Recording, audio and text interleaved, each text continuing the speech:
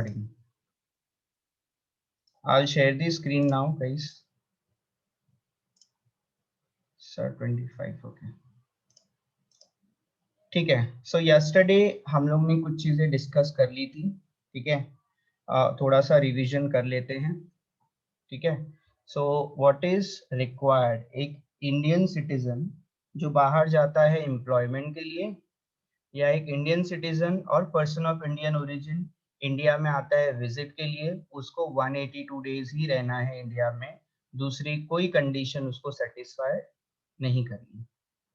ठीक है. ओके. मतलब उसके लिए हम लोग दूसरी कोई कंडीशन हम लोग चेक नहीं करेंगे. One thing is this. उसके बाद उसके अलावा कोई है, मतलब जो एम्प्लॉयमेंट पर्पस के लिए बाहर नहीं जा रहा है या विजिट पे इंडिया पे नहीं आ रहा है. ठीक है. इसके अलावा मतलब अगर आप बाहर जाते हो तो जरूरी थोड़ा है कि एम्प्लॉयमेंट पर्पस के लिए जाते हो. आपका पर्पस अदर देन एम्प्लॉयमेंट भी हो सकता है. घूमने भी आप जा सकते हो, कोई प्रॉब्लम नहीं है. तो इन केसेस के अलावा, और दूसरा फॉरेन सिटीजन जो है उनके ऊपर दो कंडीशन अप्लाई होती है. वन इज 180 डेज वाली जो कंडीशन है वो अगर हो गई तो वेल एंड गुड. अदरवाइज हम लोग इतनी जल्दी नहीं छोड़ेंगे उनको. पहले चेक करेंगे इसका 60 डेज है कि नहीं प्रीवियस ईयर में, और उसके बाद 365 डेज इन पास्ट 4 years. ठीक है.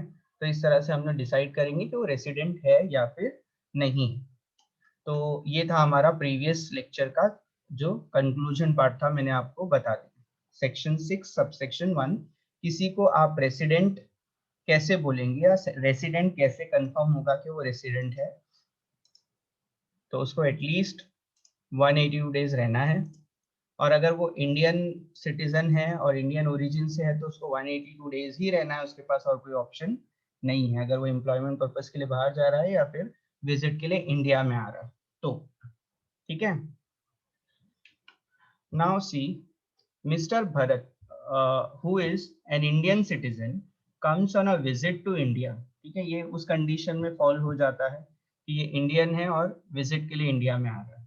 On 1st July 2020, he left India on 31st December. Prior to 1st April 2020, he was in India for more than 365 days during the preceding 4 previous years. ठीक है. So आपके previous 4 years में, previous year के previous 4 year में वो 365 days था. ठीक है. What is the residential status? तो खैर कंफ्यूजन बहुत सारा है, बट हम लोग स्टार्ट करेंगे अपना यहाँ से. फर्स्ट ऑफ ऑल, कौन मुझे बताएगा कि इसकी कैटेगरी क्या है? चलो, this is your question mister Bharat वाला, एंड टेल मी कि भरत की कैटेगरी क्या है. जल्दी जल्दी फटाफट, तुम लोग भूल जाते हो. Indian citizen sir. Very good, very good, very good. Mister Bharat is citizen of India, बराबर, and coming India on a visit. ठीक है. ये इंपॉर्टेंट है इसलिए मैंने लिखा है, अदरवाइज ये नहीं भी लिखोगे तो भी चलेगा. बट यू नो कि अगर वो इंडियन सिटीजन है और विजिट के लिए इंडिया में आ रहा है तो उसके लिए सिर्फ एक ही कंडीशन एप्लीकेबल होती है. ओके. तो अब कंडीशन है. ओके, कौन सी कंडीशन लिखूं इसके लिए? बहुत इंपॉर्टेंट पार्ट है अभी. अगर यहाँ पे गड़बड़ कर दी तो गया, फिर आपका बेड़ा गर्क, फिर कुछ पढ़ने का कुछ करने का कोई फायदा नहीं है, क्योंकि सेकंड वाली कंडीशन पे ही मार्क्स मिलेंगे नहीं तो आगे कोई चेक भी नहीं करेगा आपने क्या किया. जल्दी बोलो, कौन सी कंडीशन अप्लाई करूं? दोनों करूं या सिर्फ एक करूं? बोलो. कोई Indian citizen coming to India on a visit, उसको कितना दिन इंडिया में रहना होता है टू बी रेसिडेंट? अरे बोलो, कुछ तो बोलो.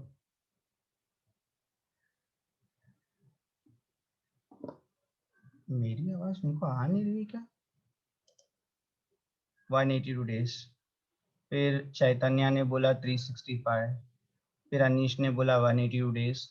तो जो भी 182 डेज वाले बंदे हैं वो करेक्ट है. ठीक है. Mister Bharat will be resident in India if he stays in India for at least 182 days. इसके आगे अगर आपने कुछ ऐड कर लिया या मिनिमम 182 डेज आप लिख लो, ठीक है, तो भी चलेगा, या 182 डेज और मोर ये भी लिखा तो भी चलेगा. मोर देन 182 डेज नहीं लिखना है, ठीक है. इट इज 182 और मोर. 182 पे भी वो लाइबल हो जाएगा, ठीक है. टैक्स एज अ रेसिडेंट वो लाइबल हो जाएगा टैक्स पे करने के लिए. Condition is over. Now tell me if there is any doubt.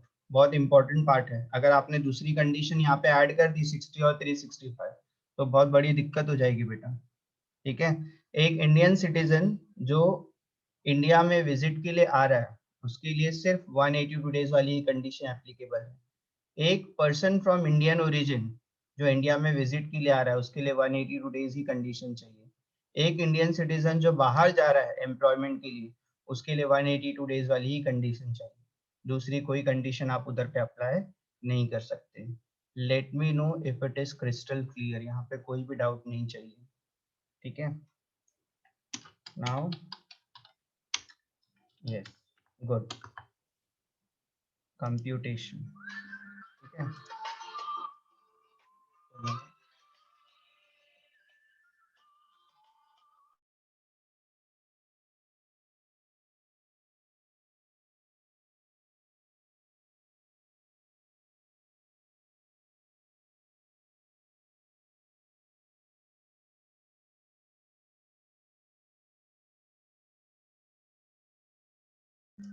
Okay,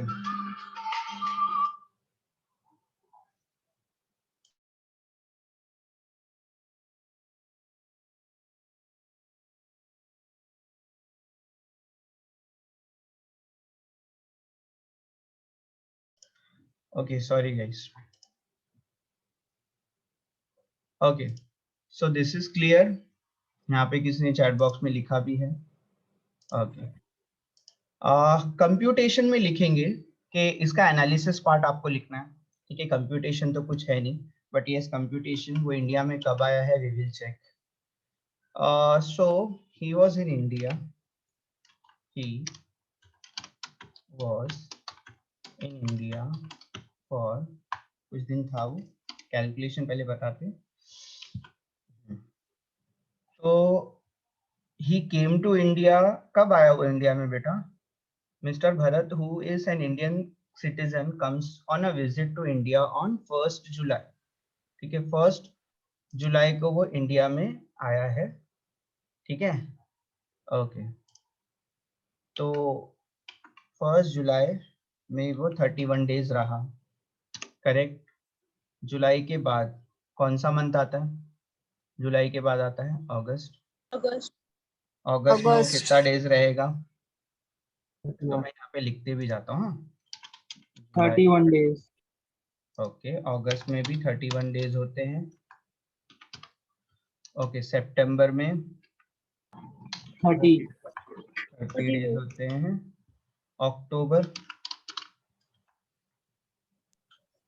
31. November 30 days. 30. दिसंबर देखना पड़ेगा दिसंबर में 31. कब गया है. ओके, 31 ही है दिसंबर में, पूरा टाइम रह के गया. ही लेफ्ट इंडिया ऑन 31 दिसंबर, तो इंडिया में 31. जैन में कोई कुछ बोलता ही नहीं. जैन में कितना दिन था वो इंडिया में?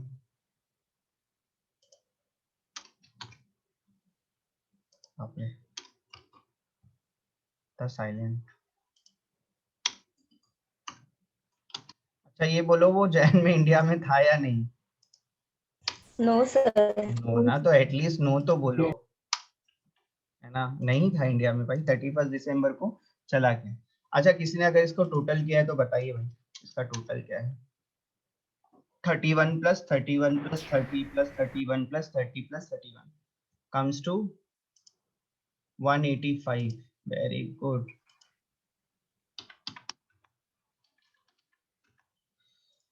ओके, ये हो गया।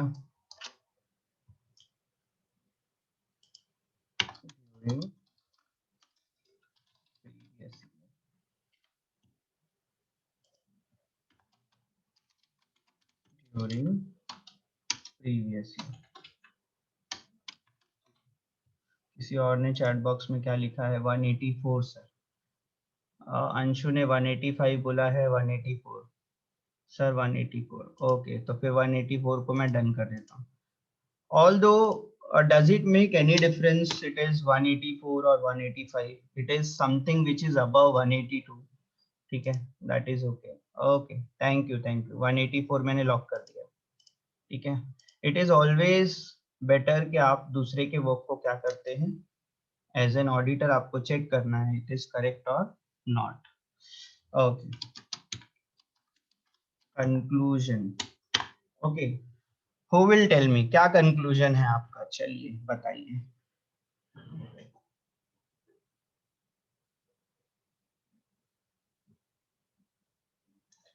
चैट बॉक्स में है, बीबी हाजरा ने एकदम करेक्ट बोला है कि ये बंदा जो है वो रेसिडेंट है, very good. Mister Bharat will be resident in India for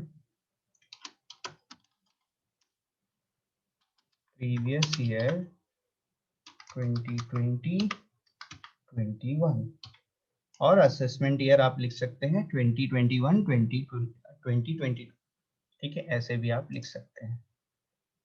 okay Kajal, very good. लेकिन आज तुम लोग आंसर बहुत कम दे रहे हो। इज देयर एनी डाउट बेटा? कोई डाउट है क्या? कुछ समझ नहीं रहा आपको तो आप बताओ, देन आई विल एक्सप्लेन कि कुछ डाउट आ रहा है अगर आपको तो।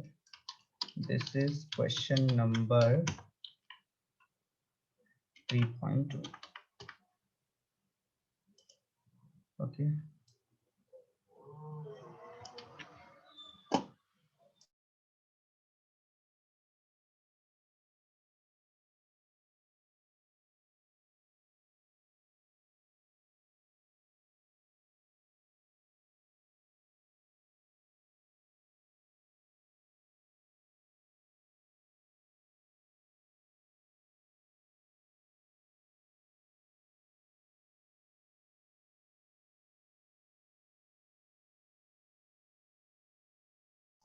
okay, so I have forwarded the answer in the group also. I think there is no any doubt, sir, how it should be, will be। Okay, आप will be लिखो, is लिखो, was लिखो, क्या लिखना है वो लिखो, उससे कुछ मतलब नहीं है। will be मतलब as per our calculation it will be, ऐसे ही बोलते हैं ना हम लोग। Mister Bharat will be as per our calculation, हम लोग ऐसे बोलते हैं। So you write he is और he will be, तो आपका will be मतलब फ्यूचर में नहीं, ऐसा फ्यूचर के हिसाब से नहीं बोल रहे हैं, ठीक है। We are talking about the conclusion part. मतलब विल का मतलब जरूरी थोड़ी ना आप इसी के लिए यूज करेंगे। विल का मतलब होता है समथिंग विच इज सर्टन, है ना। आपने विल को अगर स्पेसिफाई किया रहेगा कहीं पे, विल का मतलब क्या होता है, तो इट इज सर्टेनिटी। तो it is certain that mister Bharat is resident. समझना, इस तरह से हमने उसको फ्रेम करना। सो विल का मतलब it is not about future, ठीक है, it is about certainty. He will be resident मतलब हमने उसको डिक्लेयर किया है कि वो रेसिडेंट है, ठीक है। Okay, any doubt? और आपको उसको जैसे फ्रेम करना है बेटा आप उसको फ्रेम कर सकते हैं, नो डाउट कि आपको मेरे ही वर्ड्स आपको लिखने हैं, ठीक है। मैंने आपको यहाँ पे बताया है कि आप यहाँ पर लिख सकते हैं कि ये एक जगह पे आप मिनिमम 182 डेज भी लिख सकते हैं, ठीक है, 182 डेज और मोर भी आप लिख सकते हैं, ठीक है। तो आप जैसे लिखना है आप लिख सकते हैं, ठीक है। ओके, सो आगे बढ़े। कोई डाउट है, कोई क्वेश्चन है, कोई कंसर्न है? क्योंकि मुझे कोई भी क्वेश्चन अपार्ट फ्रॉम सुजल जो पूछा है, हमारे सुजल नहीं है क्या, पूरा नाम ही नहीं दिख रहा मुझे, NI। No doubt.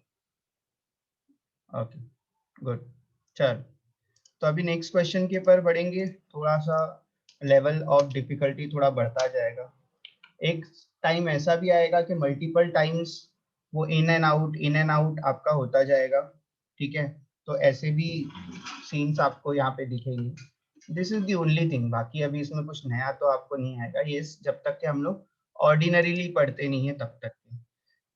सर अगर वो इंडिया से बाहर जा रहा है एज एन एम्प्लॉयमेंट तो कितना डेज रहेगा? सर 182 डेज बेटा। अगर वो इंडियन है और इंडिया से बाहर एम्प्लॉयमेंट के लिए जा रहा है तो भी 182 डेज रहना है। इंडियन ओरिजिन का है या इंडियन सिटीजन है, इंडिया में आ रहा है विजिट के लिए, तो भी उसको 182 डेज रहना है उसके लिए, और दूसरी कोई कंडीशन अप्लीकेबल नहीं है। अगर आपको कल वाला याद है तो मैंने आपको दो कंडीशंस बताया था, दोनों में से कोई एक भी पूरी होगी तो चलेगा। बट इन लोगों के लिए, ये जो इंडियन और इंडियन सिटीजन का है, इनके लिए सिर्फ 182 डेज ही चाहिए, दूसरा नहीं। समझ में आया? ओके ठीक है।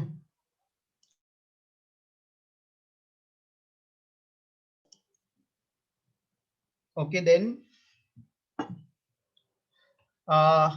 मिस्टर दिनेश, ये रीड करो बेटा ये क्वेश्चन को। Mister Dinesh who is an Indian citizen leaves India on 25th September 2020 for the purpose of employment outside India and comes on a visit comes to India on 1st April 2020. ठीक है, he was in India for more than 365 days during the preceding previous year 2016, 17 to 19, 20. ये 4 years में वो 365 days था. What will be residential status of Mr. Dinesh for the assessment year 2021-22? ठीक है, देखो बेटा, अभी किसने मुझे क्वेश्चन पूछा था कि सर विल बी क्यों आएगा? They are only asking about will be only. वो क्वेश्चन भी इसी तरह से पूछेंगे, व्हाट विल बी मींस आपके हिसाब से आप as per your calculation what it will be, है ना। तो हम लोग जब आंसर करते हैं तो हम लोग भी ऐसे ही करते हैं, इट विल बी रेसिडेंट या ही विल बी रेसिडेंट। समझा आपको? तो इट इज नॉट अबाउट क्या फ्यूचर की बात कर रहे हैं, ठीक है, इट इज अबाउट डिक्लेरेशन, तो आप उसके लिए भी विल का यूज करते हैं। Okay. So what will be residential status of Mr. Dinesh for the assessment year 2020-22? ठीक है? Okay. So मुझे एक बात आप इसमें बताइए कि आपका जो प्रीवियस ईयर कब स्टार्ट हुआ था? प्रीवियस ईयर कौन सी डेट को स्टार्ट होता है?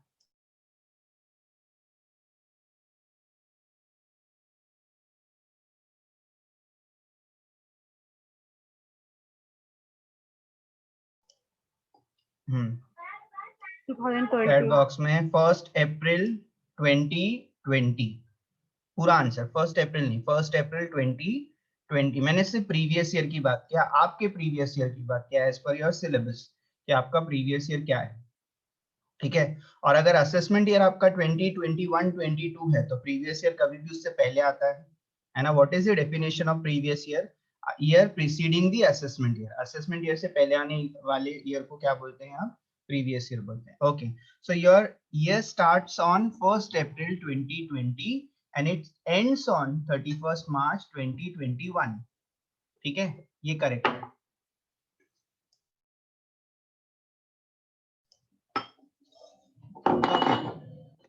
नाउ टेल मी, इसकी कैटेगरी क्या है? पहला क्वेश्चन हमारा इंडियन सिटीजन सर। ओके ठीक है, मैं अभी ये लिख देता हूँ। तो यहाँ पर इसी क्वेश्चन में चेंजेस कर लूँ बिकॉज ये क्वेश्चन तो मैंने भेज दिया है आपको। Yes sir. 3.4 है ये, तो 3.4 कर दिया मैंने इसको, सिर्फ नाम चेंज करने का है, बाकी तो it is all same, mister Dinesh हो जाएगा। Dinesh is citizen of India, ये आगे का मैं पूरा डिलीट कर देता हूँ और उसके आगे लिखता हूँ going out for an employment purpose, ठीक है। And it is not mandatory, जैसा मैंने लिखा है आपको वैसे ही लिखना, you need to understand and write it, that's it. ये आप अपने हिसाब से आप लिख सकते हैं, मैंने कहीं पे भी स्पेसिफिक सेक्शन का यूज नहीं किया जहाँ पे आपको एज पर सेक्शन लिखना है, ठीक है। ओके, सो बोलो, इसको कितना दिन इंडिया में रहना है?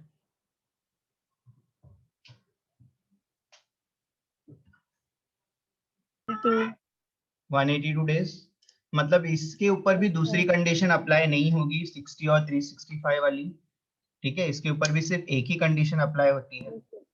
ठीक है, देर आर टू ऑप्शंस, दोनों में से एक भी सेटिस्फाई हुआ तो रेसिडेंट होता है। बट इंडियन रेसिडेंट के लिए, इंडियन सिटीजन के लिए, और सिटीजन जो अपना और इंडियन ओरिजिन से है, जो इंडिया में विजिट के लिए आ रहे हैं, ठीक है, या सिटीजन ऑफ इंडिया है, या तो इंडिया में विजिट के लिए आ रहा है या तो आउटसाइड एम्प्लॉयमेंट के लिए जा रहा है।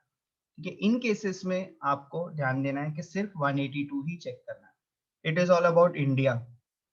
ठीक है, दूसरों के लिए हम लोग ये सब नहीं रखते, but for Indian citizen, Indian origin, इनके लिए ही आपको एक्सेप्शन याद रखना है कि I will only check 182 days, इसके अलावा और कोई मुझे चेक नहीं करना है।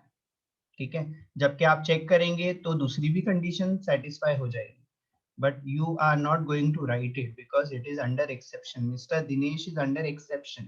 Exception क्या है कि इसके ऊपर सिर्फ 182 डेज रहने पे ही रेसिडेंट एप्लीकेबल होगा, अदरवाइज नहीं। ठीक है, ओके। कंप्यूटेशन में हम लोग चेक करेंगे कि कैसे डेज को कैलकुलेट करना है। सो ही लीव्स इंडिया ऑन 25 सितंबर। ठीक है, लीव्स इंडिया। अब मैंने आपको क्वेश्चन पूछा था कि बेटा अपना ईयर कब स्टार्ट होता है, जब भी आप कैलकुलेशन स्टार्ट करते हो। ये लीव्स वाले से शुरू हुआ है ना, तो ये बड़ा पंगा है। लीव्स का मतलब क्या होता है बताओ मुझे। What do you mean by the word left और लीव्स इंडिया? क्या मीनिंग होता है इसका? हमारी कैलकुलेशन के ऊपर क्या इफेक्ट पड़ेगा इसका? ओके, सो मेरा पूछने का मतलब ये था कि ये इंडिया में कब था? 25 सितंबर के पहले था या 25 सितंबर के बाद था? बोलो। पहले अब था सर। पहले था, पहले है सर। ना? अब पहले था तो कितना पहले था ये भी इंपॉर्टेंट है ना? Why I am telling you, क्योंकि आप फिर 25 सितंबर से अगर अपना कैलकुलेशन स्टार्ट करेंगे तो इट विल बी रॉन्ग। ठीक है, सो जब वो इंडिया में आएगा तो आप उसके बाद से कैलकुलेट करना स्टार्ट करो, नो प्रॉब्लम। लेकिन जब वो इंडिया से जा रहा है, पहले आपको डिटेल्स में दिया है कि इंडिया से जा रहा है, तो you have to be very careful कि वो 25 सितंबर तक इंडिया में था। उसके बाद वो जब नेक्स्ट आएगा इंडिया में, तभी वो इंडिया में रह पाएगा, अदरवाइज नहीं, है ना?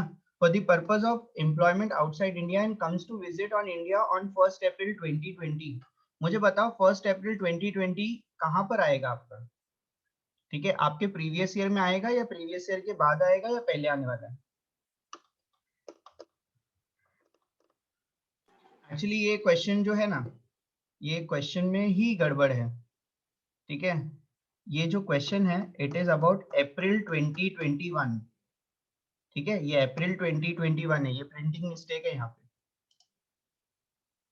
हाँ, ये आपने करेक्ट बोला है, बट ये इधर पे प्रिंटिंग मिस्टेक है। 1 अप्रैल 2021 होना चाहिए। ठीक है, तो ये आप ये चीज ध्यान दो कि 25 सितंबर जाने के बाद, ठीक है, वो इंडिया में कब आया है? 1 अप्रैल 2021 को आया है। ठीक है, ध्यान से। Okay sir. अभी आप मुझे बताओ मैंने कैसे आइडेंटिफाई किया कि रॉन्ग है। कोई बंदा 25 सितंबर को जाकर 1 अप्रैल को कैसे आ सकता है? हो सकता है क्या? पॉसिबल है? लॉजिकली मुझे बताओ। आप सितंबर में जाकर उसी ईयर में आप अप्रैल में आ सकते हो क्या? बताओ। No no sir. सर। है नो ना? सर। पॉसिबल ही नहीं है। आप अप्रैल में जाके सितंबर में आ सकते हैं क्योंकि सितंबर बाद में आता है। आप सितंबर में जाके अप्रैल में कैसे आ सकते हैं? आपको टाइम ट्रेवल करके बैकवर्ड जाना पड़ेगा, है ना? तो ये पॉसिबल नहीं है। यहाँ पे इधर प्रिंटिंग मिस्टेक है। दिस इज 1 अप्रैल 2021 को वो इंडिया में आया है। ठीक है, नेक्स्ट ईयर 1 अप्रैल को वो आ गया इंडिया में। ओके, तो जब भी आपको क्वेश्चन स्टार्ट होता है ये लीव्स इंडिया ऐसे करके, जब क्वेश्चन स्टार्ट होता है, so how you will start your calculation? He was in India for J days, जो है ये हम लोग कैलकुलेट करके बाद में लिखेंगे। ठीक है, यहाँ जब आप शुरू करेंगे, ठीक है, तो आप शुरू करेंगे अप्रैल से। ठीक है, अप्रैल, मई, जून, जुलाई, अगस्त एंड सितंबर। इस तरह से आप क्या करेंगे, अपना कैलकुलेशन स्टार्ट करेंगे। सर ये प्रिंटिंग मिस्टेक है या कंफ्यूज करने के लिए ऐसा क्वेश्चन दिया है? बेटा पॉसिबल ही नहीं है ना। मुझे एक बात बताइए आप कि अगर कोई बंदा सितंबर को जा रहा है इंडिया से, तो इट इज नॉट पॉसिबल कि वो उसी मतलब बैकवर्ड कैसे आएगा कोई इंडिया में वापस। ठीक है, कंफ्यूज करने के लिए नहीं दिया है, this is just a printing mistake, उनको कंफ्यूज नहीं करना था। ठीक है, ऐसे कंफ्यूज नहीं करेंगे। ठीक है, ओके। तो it is just a printing mistake, और टैक्स में बहुत बार होता है ऐसा, बिकॉज एवरी ईयर आपके ईयर जो होते हैं वो चेंज करना पड़ता है, तो वो माइनर मिस्टेक हो जाती है कि कहीं पे चेंज हो पाता है, कहीं पे नहीं हो पाता है। तो मैं भी आपको अगर एक एडिट करने के लिए दूंगा बुक, तो आप हर जगह पे एडिट नहीं कर पाएंगे, मतलब कई जगह पे मिस हो जाता है, ये बहुत माइनर सी चीज होती है। ठीक है, ओके। तो जब भी आपका क्वेश्चन सेज के लीव्स, लीव्स का मतलब वो उससे पहले इंडिया में था, उससे पहले का कितना काउंट करना है आपको। You can not count before April, अप्रैल से पहले आपको नहीं जाना। ठीक है, अप्रैल 20 से आप क्या करेंगे, काउंट करना शुरू करेंगे। ठीक है, और जब तक वो इंडिया में था तब तक के आप काउंट करेंगे। फिर वापस से अगर उसी ईयर में अगर वो इंडिया में आ रहा है, जबकि वो उसी ईयर में नहीं आया है, नेक्स्ट ईयर आपका अप्रैल के बाद आ रहा है, जबकि मार्च में आ जाता तो भी आप काउंट करते हैं उसको। अप्रैल से लेके आप मार्च तक के काउंट कर सकते हैं। ठीक है, ये आपका प्रीवियस ईयर है। अब मैं पूछूंगा कितना दिन इंडिया में था, तो आप बोलेंगे अप टू सितंबर सर वो इंडिया में था, उसके बाद वो इंडिया में नहीं आया है, वो उसके बाद ईयर खत्म होने के बाद ही आया। तो ईयर खत्म होने के बाद हम लोग का कोई लेना देना नहीं है। ठीक है, वो इंडिया में जब था, ठीक है, वो कब तक था। तो अप्रैल के कितने डेज होते हैं, 30, मई में, 31, 31, जून में, 30, 30, जुलाई और अगस्त का सेम होता है। 31st, ठीक है, और सितंबर में 30। ठीक है, तो ये है। अभी आप काउंट कर लो कितना आ रहा है। 183 सर। 183, 183। ठीक है, ओके। सर सितंबर, ओ हो, वेरी वेरी गुड। सितंबर का 25, हाँ, बीबी हाजरा ने बराबर बोला, और जिसने अभी अनम्यूट करके बोला उसने भी करेक्ट बोला। ठीक है, सितंबर में कितना डेज था वो, 25। ठीक है, बहुत ही प्रेजेंस ऑफ माइंड लगता है। देखो मैं भी जो फ्लो में होता है ना, हम लोग फ्लो में बह जाते हैं एकदम से, है ना, तो बहुत प्रेजेंस ऑफ माइंड लगता है। सिर्फ आप थोड़ा सा रीड करेंगे आपको समझेगा। 25 सितंबर के बाद वो इंडिया में नहीं था, तो आप सितंबर में 25 ही काउंट करेंगे। अच्छा, तो आप बताइए आप कितना डेज हो रहा है। 178, 178, 178 बराबर है, 178। Okay, very very good, 178। Okay, so mister Dinesh बोलो। देखो यहाँ पे अभी कंफ्यूज करने के लिए एक चीज तो दिया है कि वो प्रीवियस ईयर में 365 डेज था, और प्रीवियस ईयर में वो 60 डेज के ऊपर है। 178 क्या होता है, 60 के ऊपर होता है, और प्रीवियस 4 ईयर में 365 डेज था। लेकिन अगर आप इसके लिए सेकेंड कंडीशन चेक कर लेंगे, तो आपका क्वेश्चन रॉन्ग हो जाएगा।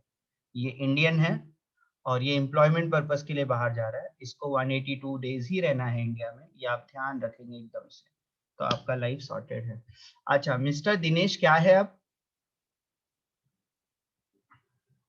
not resident, non resident in India for previous year 2021 और असेसमेंट ईयर 2022।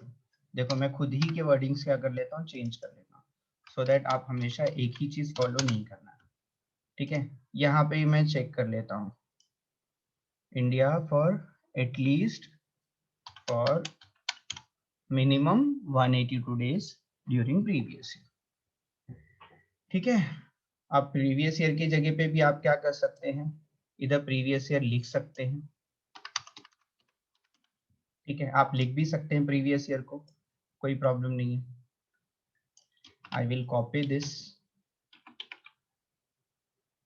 शायदा ने अटेंडेंस भेज दिया है, वेरी गुड।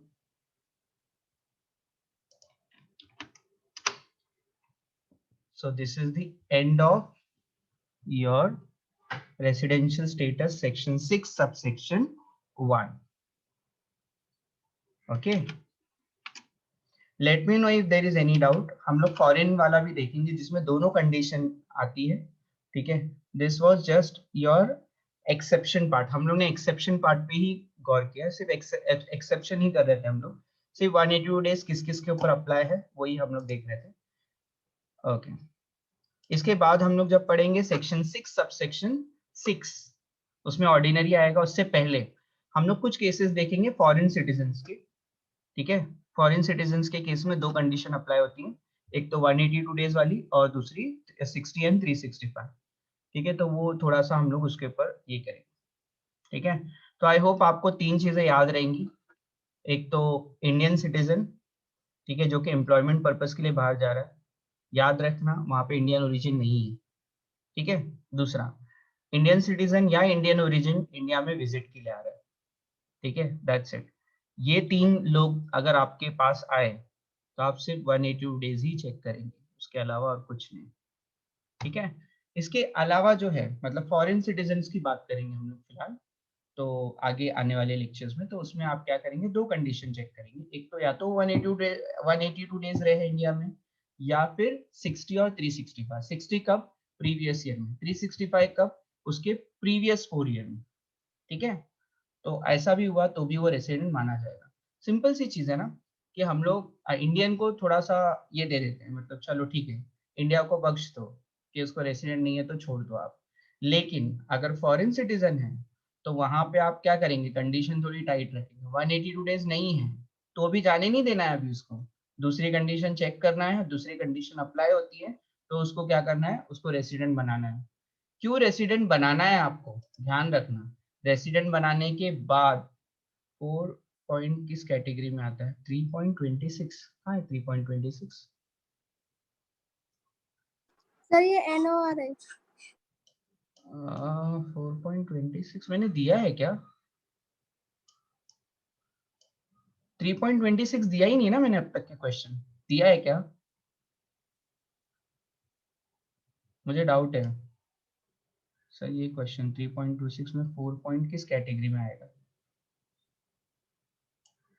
अच्छा, तुम स्कोप ऑफ इनकम की बात करो, okay no problem, scope of income के ऊपर डिस्कस करेंगे, डोंट वरी। मैंने अभी तक के आपको असाइनमेंट वाला किया नहीं है ना। ओके, सो कुछ लोगों को डाउट था असाइनमेंट क्वेश्चन के ऊपर, आई थिंक वो स्कोप ऑफ इनकम के बारे में आप बात कर रहे हो। ठीक है, 3.20। Yes sir.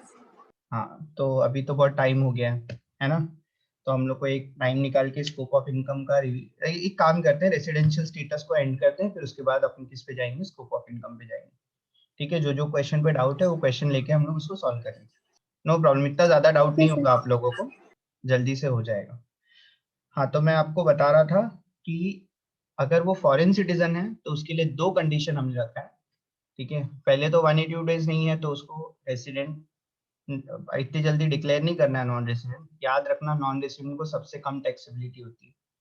ठीक है, इसलिए अगर वो फॉरेन सिटीजन है तो दूसरी कंडीशन पे जाएंगे, चेक करेंगे 60 डेज है और प्रीवियस 4 ईयर में वो कितना टाइम आया है, वहां भी अगर पूरा हो गया तो उसको सिटीजन बनाना है, और फॉरेन जो सिटीजन है उसको रेसिडेंट बनाने के बाद आप क्या करेंगे, उससे टैक्स भी कलेक्ट करेंगे ज्यादा से ज्यादा। ठीक है, इसीलिए आप अगर इस तरह से भी याद रखेंगे कि फॉरेन सिटीजन को जो दो कंडीशन क्यों अप्लाई होते हैं, क्योंकि हम लोग एक कंडीशन में उनको छोड़ते हैं, जबकि ये ट्रू नहीं है, बहुत सारे इंडियन सिटीजन पे भी दूसरी कंडीशन अप्लाई होती है।